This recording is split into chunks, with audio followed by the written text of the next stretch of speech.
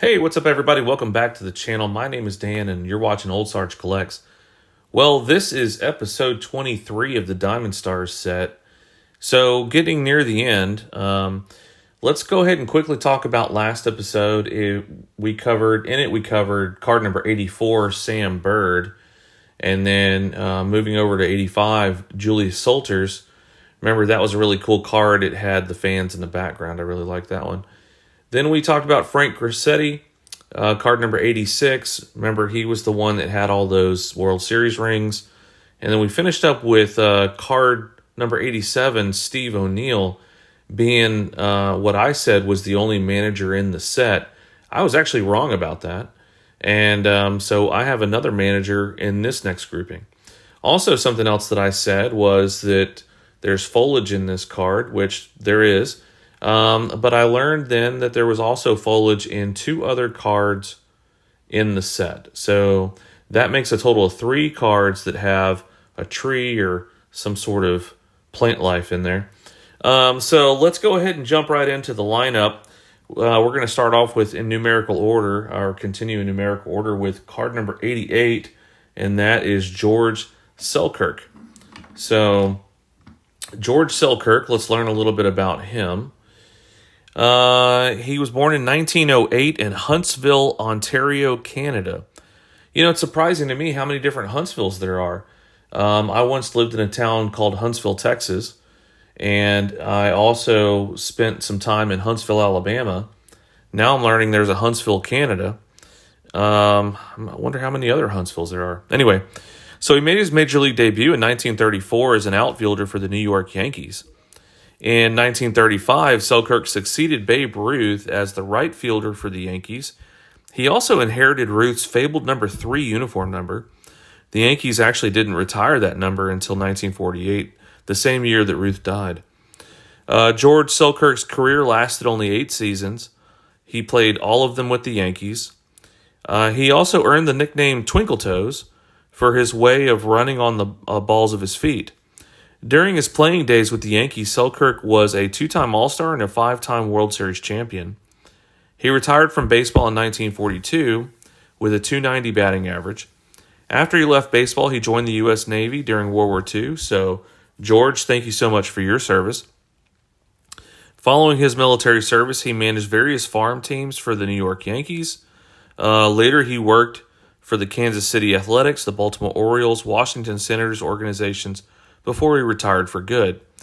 Selkirk earned a place in the Canadian Baseball Hall of Fame because of his successful career as a player and the respect he earned as a general manager. He was one of 6 individuals inducted in the inaugural year of the Canadian Baseball Hall of Fame in 1983. George Selkirk died at the age of 79 in 1987. So let's go ahead and take a look at the card. Now let's look on the reverse side first. So it's a blue back, and it's got, it says from 1936, and it's got the stats for 1935. The back of this card doesn't give a playing tip, but instead describes Selkirk replacing Babe Ruth and hitting .312 in 1935. The front of the card, though, is rather cool. You've got Selkirk looking really, really interesting, and I mean, he's taking up most of the front of the frame here. He's in his backswing. You can tell he's definitely a left-handed batter. And he almost looks like Ted Williams in his face. But he's wearing his New York Yankees jersey, and you see a couple of players down here in the background just kind of chilling out against the wall. But one thing that strikes me in this card that's similar to this Steve O'Neill card is that you've got foliage. So this is 2 out of the 3 cards in the set that have some sort of plant life, some sort of foliage in them. Anyway, that's what I like about that card. Moving on to the next card, and that is of Joe Stripp. So let's talk about Joe Stripp a little bit. Not a lot to say about Jersey Joe. That's his nickname, Jersey Joe. He was born in 1903 in Harrison, New Jersey. He made his major league debut in 1928 as the third baseman for the Cincinnati Reds. Joe played in the majors for 11 years. Aside from the Cincinnati Reds, he also played for the Brooklyn Dodgers, the St. Louis Cardinals, and the Boston Bees. Stripp hit 300 or better 6 times, with a career best of 324 batting average in 1931. In 1938, Joe quit playing in the majors due to injuries. Following his major league career, he started up a baseball school in Florida where he and Hall of Famer Joe Tinker taught baseball to kids. At Tinker's funeral, Joe Stripp said he lost a father figure. In 1989, Joe Stripp died at the age of 86 in Orlando, Florida. So that's really all I could find on him. Let's look at the back of the card. Again, a blue back from 1936 with stats from 1935. And the back of the card has no tips at all, no baseball tips, but talks about Joe costing Cincinnati $50,000 and 5 players when he was sold by Columbus. So I believe Columbus is the same school that Lou Gehrig went to. Anyway, so this is in an SGC3. What I really like about the card, you see him there in his Dodgers uniform. Again, something that I had to investigate and look up, but that the Dodgers using red, their primary color is blue. What I have found is that I found a jersey with blue lettering, but then there's like some red background. I've not found any red lettering. So I don't know if that's just an artist rendition or what, but here Joe is in the forefront of the card in another backswing. He's a righty. And what I like about the card is you got the flag in the background. And so, it's kind of an original pose that you see in this set, but nonetheless, still like it. All right, so the next card is card number 90, and that is of Ray Hayworth.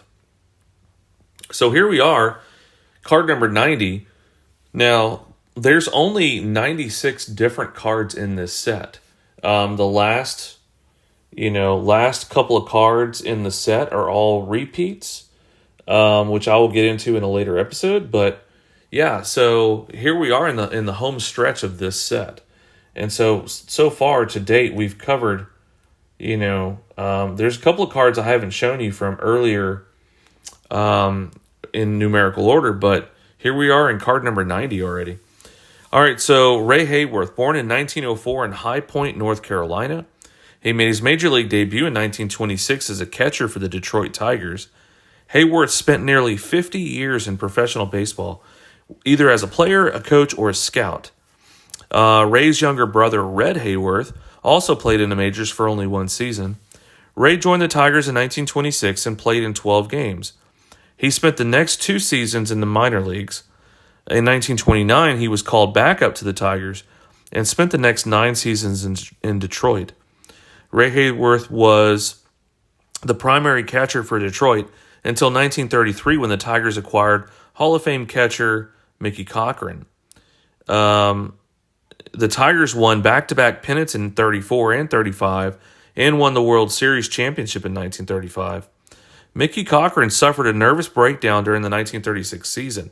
It's actually something I didn't know. And Hayworth was called on to catch 81 games in his absence. He led the league's catchers with a .988 fielding percentage during that time. So quite an accomplishment. In 1938, Hayworth was traded to the Dodgers. The following year, in 1939, he was traded from the Dodgers to the New York Giants. He appeared in only 5 games with the Giants and was released later in the season.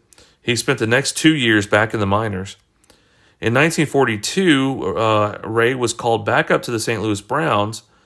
He only played in 1 game and was released again to the minors. 2 years later, in 1942, Hayworth signed with the Brooklyn Dodgers and remained on the roster as an insurance policy in the event the regular catcher was called for wartime service.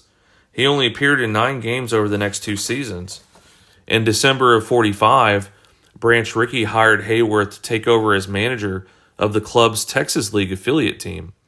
He coached the team during the 1946 season and also worked as a scout for Rickey and the Dodgers in the Negro Leagues. And no, he wasn't Jackie Robinson's scout.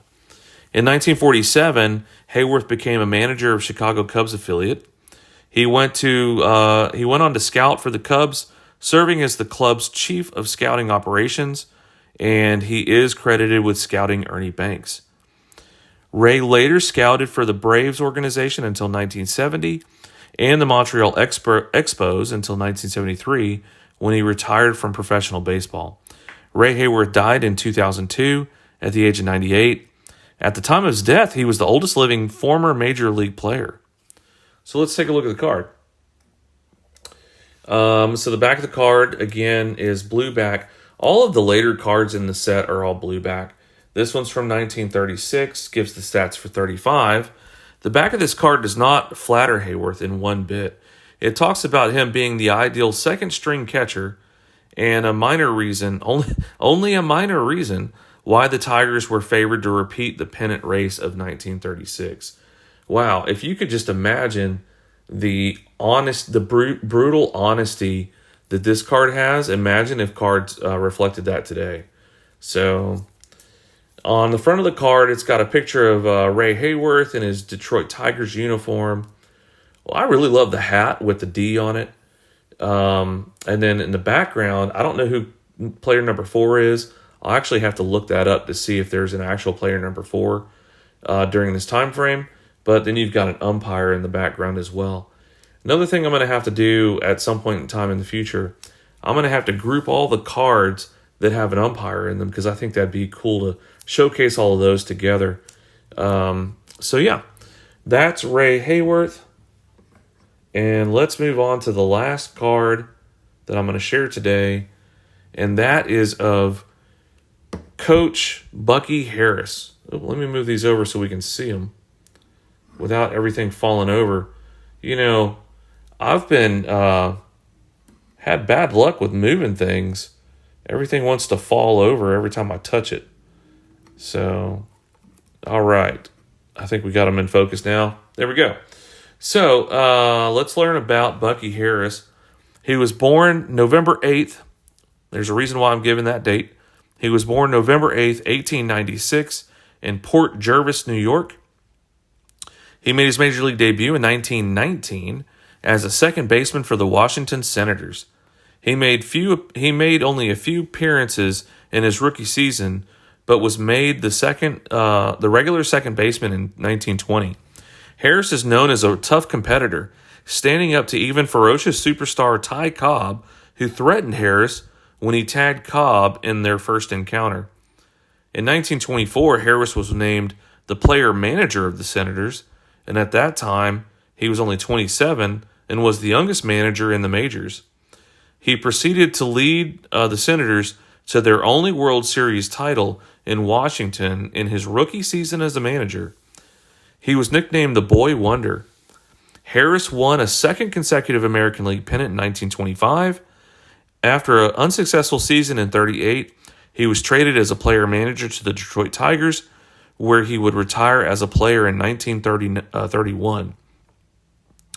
Bucky Harris continued managing the Tigers until 1933. In 5 full seasons as the Tigers manager, he produced only one winning year. He stepped down in 1933 and was succeeded by Mickey Cochran. Harris signed as manager of the Red Sox for 1934. In 1935, he went back to the Senators, where he would remain until 1942. In 1943, Bucky Harris was named skipper of the Phillies. The new owner of the Phillies constantly overstepped Harris's authority as a manager. When Harris protested, Cox, who was the owner of the team, the Phillies owner, fired him after only 92 games. On the day after his firing, Harris dropped a bombshell that he had evidence that Cox was betting on baseball. Baseball Commissioner Kensaw Mountain Landis banished Cox from baseball for violating baseball's anti-gambling mandate. In 1947, Bucky Harris was named skipper of the New York Yankees. In the same year, he took them to win the pennant and the World Series. In 1948, the Yankees finished in third place, and Harris was replaced by Casey Stengel. In 1950, Harris went back to the Senators as manager. He stayed with the organization through the 1954 season, and then in 1955, he took over as skipper for the Detroit Tigers, where he managed until 1956. In 57, Harris rejoined the Red Sox as assistant general manager. The following year, he was named general manager of the Red Sox.